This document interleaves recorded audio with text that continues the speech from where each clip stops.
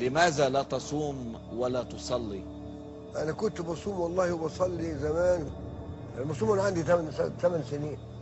بس بقى الامراض بقى انا عندي قرحه في المعده. فقط هذا الشيء الذي يمنعك؟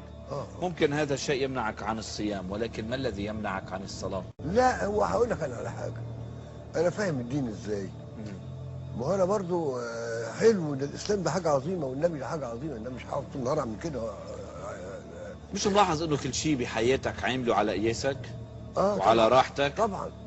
ما في محرمات، ما في مقدسات، ما في ممنوعات، ما في خطوط حمر. اللي انا اقرره.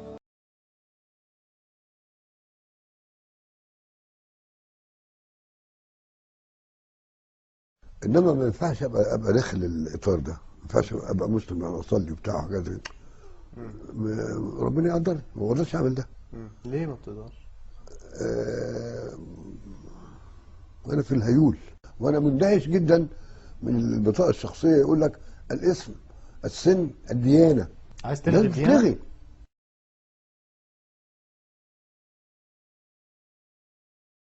طيب ليش اعتبروا انه كان بدك شيء مع الشاي؟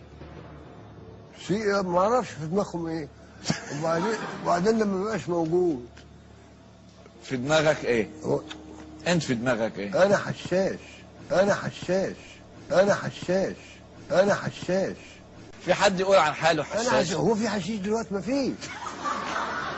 المعمول دلوقتي مغشوش ده ابو العميل، كل حاجه مغشوشه. مش عم تقدر تاخد حشيش الايام؟ هو فين الحشيش؟ لو في اشرب دلوقتي.